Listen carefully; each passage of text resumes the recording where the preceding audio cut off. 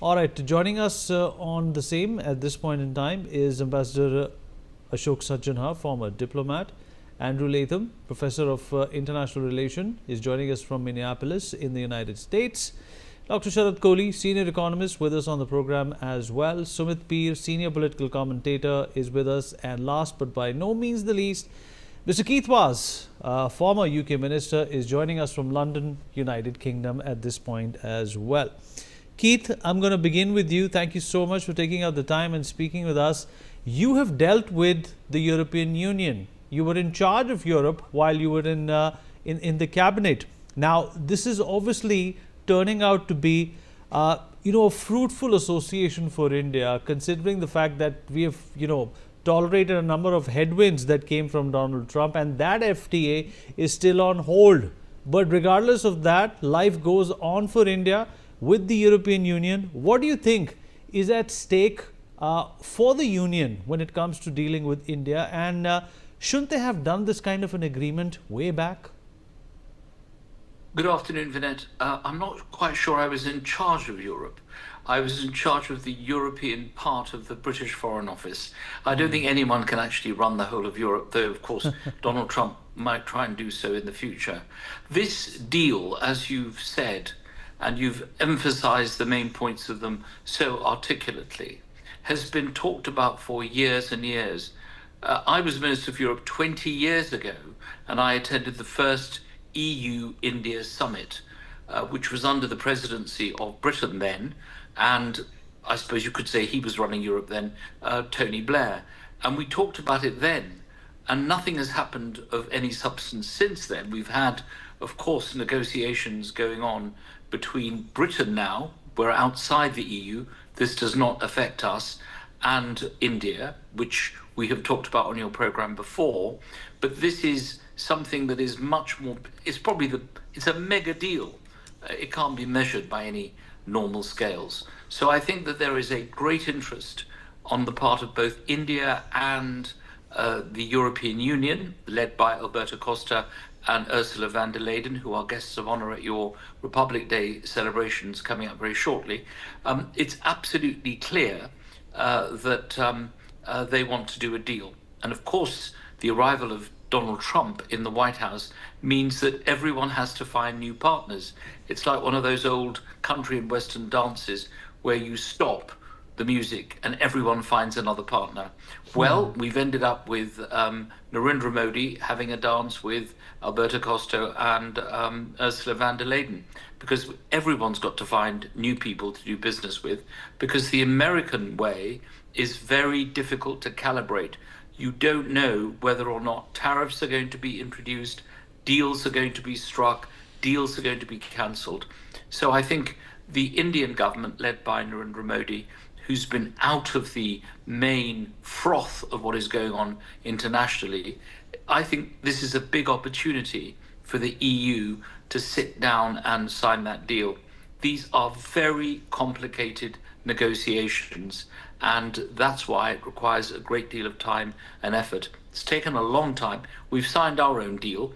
I'm not quite sure what the outcomes are of the deal that Britain signed with India, because you never get to know this. You get to know when the deal is being signed, but not what the outcomes are, how trade has changed. But this is a very, very important agreement, and I know that the EU has been trying for at least 20 years to make sure that this happens. Good points there, Keith. Appreciate that. Dr. Kohli, coming to you. Well, as per my knowledge, the European Union has been India's largest trading partner in goods, with at least bilateral trade up to $135 to $136 billion. But the fact of the matter is that both these countries need to now fast track this deal, because obviously even they want to diversify their supply chains and move it away from China and give it to India. And of course, there is rising global protectionism as well, something that India has also been accused of in the past. What do you make of this deal, Dr. Kohli? Good evening, Vineet, to you, my fellow panelists and Newsx viewers. Indeed, I think you will see things moving very quickly. What was pending for 19 years, we should send a thank you card to President Trump for putting us in a huddle and speeding up the things. I know most of your viewership of the channel is in English. Seeking pardon from my foreign panelists who may not follow Hindi, and I don't really cherish using Hindi, but sometimes I can't really stop myself from saying a couplet. Allow me to say the couplet which will narrate the whole story. पहला इश्क अधूरा रह गया तो क्या, पहला इश्क अधूरा रह गया तो क्या, किसी और की दुआओं में अब नाम तेरा लिखा है, किसी और की दुआओं में अब नाम तेरा लिखा है. This applies to Indian exporters or applies to European exporters as well. Somebody made things speedier. So what was pending for 19 years, answering your question directly, Vineet, I think that factor will count in and bringing down this FTA to the ground level quicker than one would have expected in a normal circumstance for that matter. So in a normal circumstance, what you're saying is true. But now with these changed global world order, you will see things moving faster than before. And we should not forget that most of these European nations, economically speaking, are not in the best of shape at this point of time. France, Germany, Italy. Poland, Belgium. These are the countries which on the economic front, if you look at their GDP, the ultimate parameter, they are not doing that great. So they are also in a hurry. They are looking forward to this market of 65, 70 crore or 650 to 700 million people of middle class. There was 450 million earlier.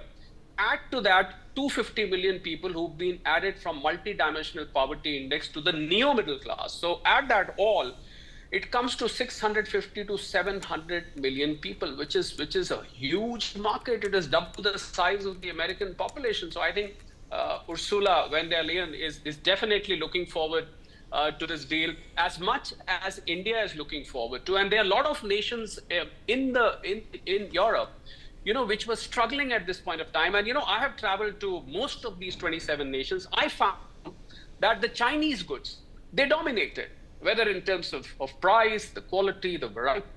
You found Chinese good everywhere. And one of the main reasons why Indian goods were on the shelf behind was that the price, it was the cost, because the Indian goods were not able to match up with the cost. One of the major reasons was tariff. So here comes the FTA. And suddenly you will find these Indian goods, textiles, leather, footwear, chemicals, gems and jewelry, electronic goods, engineering goods, pharmaceuticals. The list just goes on. You will suddenly find the Indian goods grabbing the shelves in these countries in Europe. And this will work magic. So the onslaught which President Trump, launched against India for tariffs, that will get largely offset. $188 billion, we need to add to the data which you said, 135 of merchandise. Total bilateral is about $188 billion. In the next 3 years, I'm looking this to reach $250 billion, which is by large the largest business trade partner if you take EU as a single unit. So I think it's a win-win situation for both, more than the Republic Day, Vineet, on the 26th of January. I'm looking forward to the 27th and the 28th of January. Of course, Republic Day stands out in many ways. Right. But then there is something more to look forward to thereafter in the next couple of days. Amongst the people who are more eagerly waiting, you can count me on the top, Vineet. Absolutely right. Ambassador Sajjanhar, in fact, the one drawback, or rather the one shocker that came about from the United States when it came to any kind of a deal between India and the United States was the H-1B visa, and how Trump wants to completely transform it. With EU, India has made it very, very clear that professional mobility has to be one of the top priorities of this agreement. And why not? Yeah, thank you very much, Vineet, and wonderful to be on your program on this very important subject. First taking up the last point that you made in terms of the mobility. In fact, in addition to the free trade agreement on the 27th, there's going to be another agreement that is going to be signed that is on mobility. So you would have seen that when the German Chancellor was here very recently, Mr. Merz, they are looking at getting more Indian professionals to come to Germany. That is the case also as far as many other countries in Europe are concerned. Mr. Vaz can speak for the United Kingdom. I'll not speak for that, but I was ambassador to Sweden, and that was the time. And I speak about this is about more than 15 years ago, and we signed the first migration and mobility agreement with Sweden, and very quickly the Indians became these were the legal people who were going there legally for dealing with some of the needs and the requirements of that country. It became the largest Indian community in that country. The point here is, I think, even as far as the United States is concerned, Mr. Trump right at the beginning had said we need H-1B, we need talent, and I don't think I'll be over stressing the case to suggest that the dominance of the United States as far as global high-tech is concerned is owes a great deal to the Indian talent that goes from here. Maybe there have been some problems with H-1B, but you don't take care of those, you don't solve those problems by throwing the baby out with the bathwater. That is, rather than resolving all the issues, you say that the whole H-1B system is bad, I'm going to shut it down, or I'm going to make it totally unworkable, and I don't want any outsiders.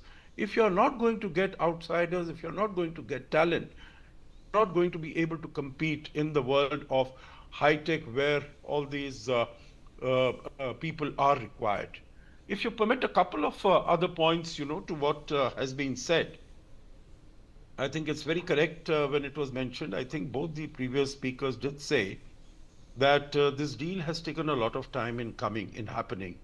I was in Brussels at the time in 2007 when we started the negotiations in Finland, Helsinki. That was the EU-India summit that was held, and that time we said we are going to conclude this deal and finish these negotiations in 2 years' time. That did not happen because India's approach, we wanted to have a step-by-step forward movement, and as far as the European Union is concerned, it wanted a very ambitious sort of an outcome. And then we had some sort of an interregnum in 2013-14. But 2021, when we took it up again in right earnest, that was well before Mr. Trump came. So, we might wish to write a thank you letter to Mr. Trump. We might even wish to write a thank you letter to Mr. Xi Jinping, because what Europe is trying to do is trying to de-risk, trying to move away from China. So it is from China, it is moving because of its own volition.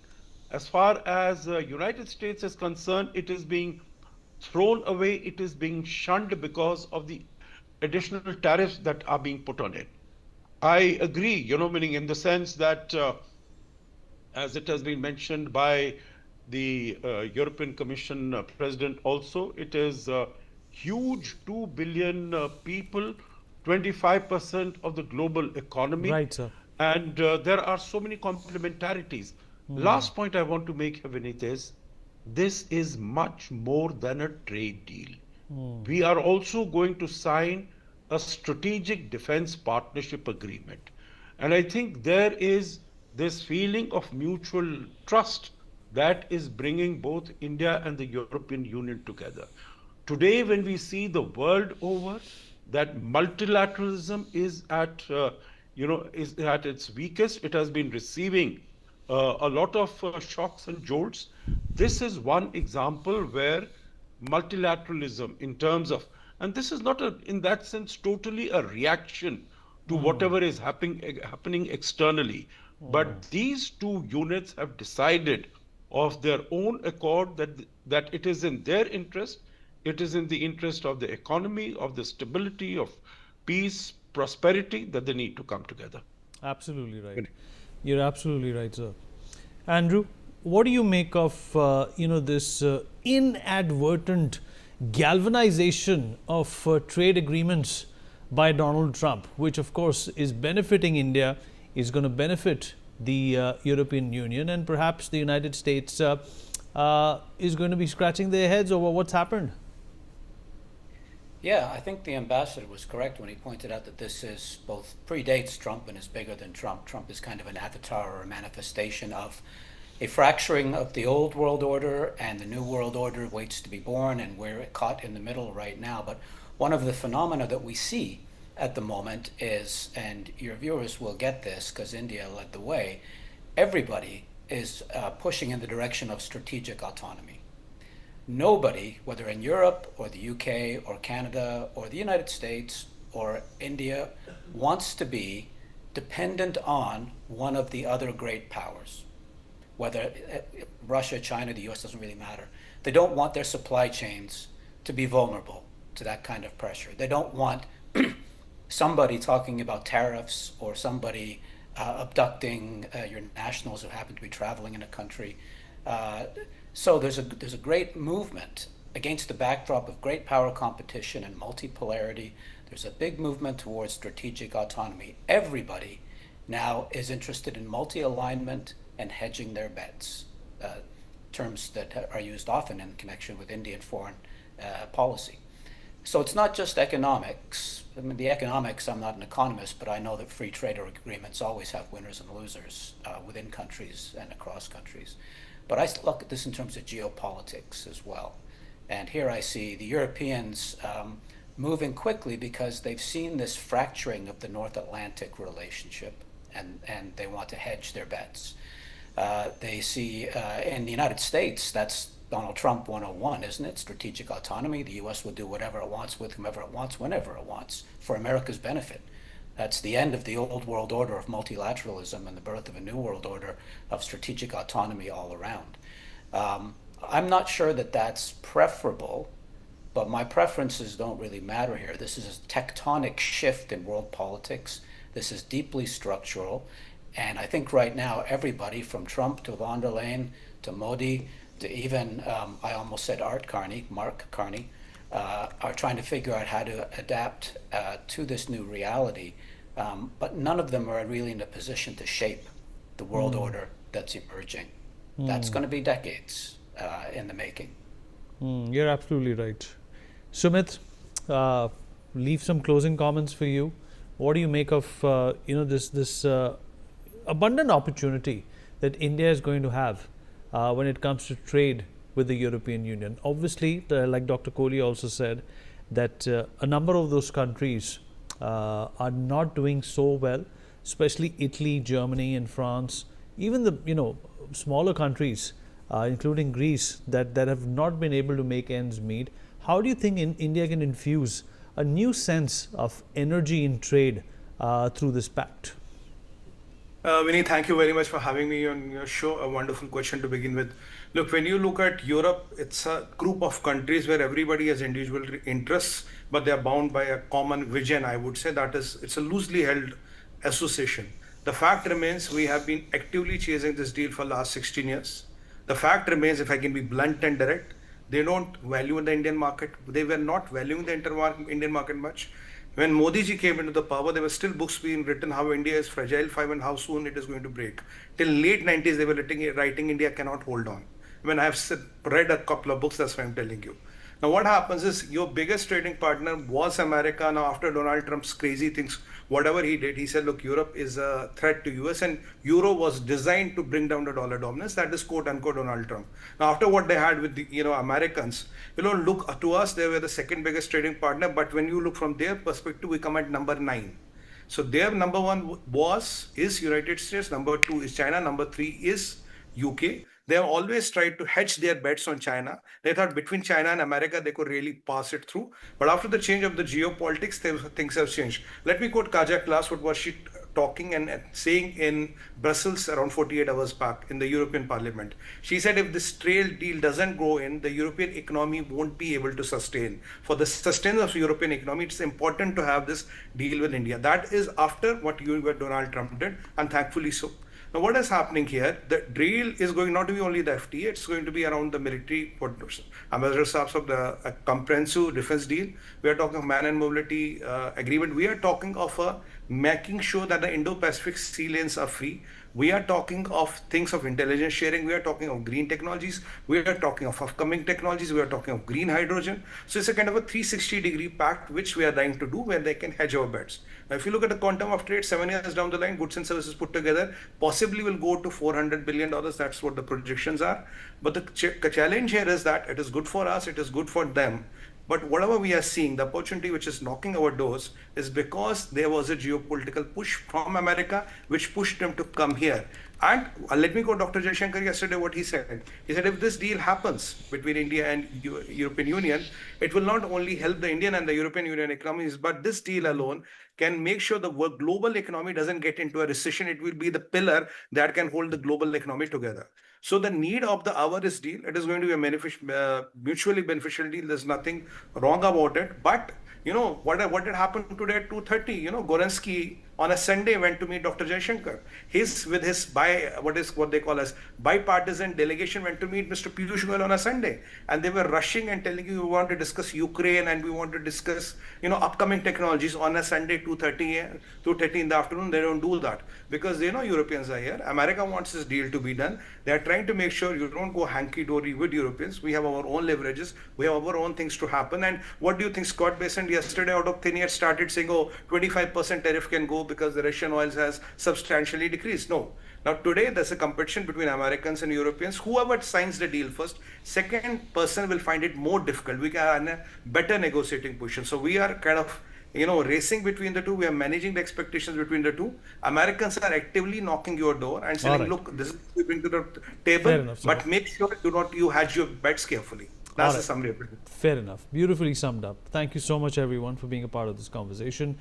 We've run out of time. Of course, not conversation. We'll take a short break. Be right back.